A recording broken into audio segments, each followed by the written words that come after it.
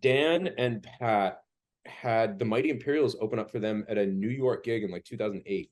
Dan and Pat are like those dudes. Those dudes like know really good music, right? Those guys have like Dan especially is just like a record freak and likes a lot of the same kind of music that we do, be it like soul stuff or gospel stuff or like funk stuff, whatever. Like all stuff that's been like making like our musical minds sort of tick for the better part of a quarter century.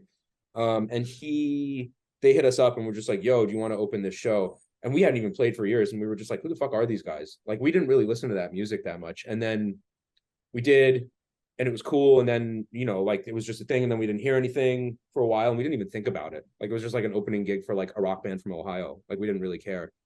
And then they put out a record called Brothers in 2010, which was the first record that they made, which they felt would justify having basically auxiliary musicians on, because there was like stuff like Dan was playing bass on every song, and there was a And little he's a great bass overdub. player.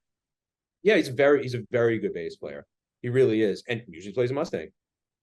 Until I convinced him to buy a 1952 Precision. Oh, really? Yeah, Maple which he neck? used.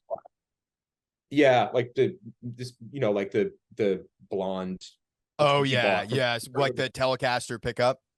Exactly, like Yeah. it looks like a Telecaster.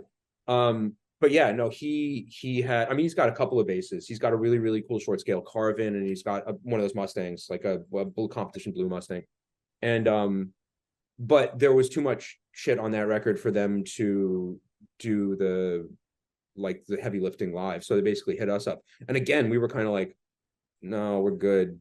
Like we're good. But then eventually, like, we acquiesced, and then Leon and I went out and did, I don't know, maybe like a year's worth of touring with him. This is like strictly as like sidemen, and it was like fun. And then both of us, like, we got out of that band like right as they were kind of starting to do like I guess like arena stuff, and like Leon dipped out. Leon will occasionally do this. Like the next album was coming out, and Leon was just like, yeah, I can't do any of this shit, and just kind of disappeared. Yeah. Um, and I kind of did a couple more things. They were like, okay, we're gonna get another keyboard player. Nick, do you want to continue doing this? And I was like, yeah, I'll stay on.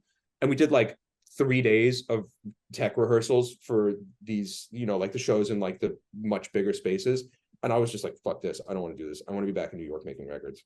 So we both basically left the second that band was getting really successful. Not that it would have made much difference to us, because we were sidemen and we would be getting paid well, but not like transformationally. Sure. Sure. But I should say Dan and Pat had hit us up again, because like there's a soul singer named Lee Fields who we played with for years and years and years. And Phenomenal. right. So the first record that we did in like our world had come out, and I think Dan especially had heard that and was just like, yo, this is the shit. Like, I want those guys. Um and from that relationship, even though we stopped playing live with them after 6 months or something, or 9 months or something, basically the studio relationship, or at least it clicked in Dan's mind, and I got to give the man credit, because I mean, he basically wants to make records too. That's his like primary thing. He wants to just record all the time. And Dan realized that having Leon and I, sometimes just Leon, sometimes just me, but most of us, mostly us going down together on productions that he was doing would be, beneficial for him. And over the next, I don't know, half decade, 5 or 6 years, like, we made a lot of really, really cool records. Like, we made a great record with Dr. John, which is still to this day, like, I think one of the coolest recording experiences like I've ever had. Like, That's a I'm just, badass record. Walk down. yeah, Yeah. we bullshitted that record in 5 days. We just like completely faked the entire thing. And Dr. John was just like down.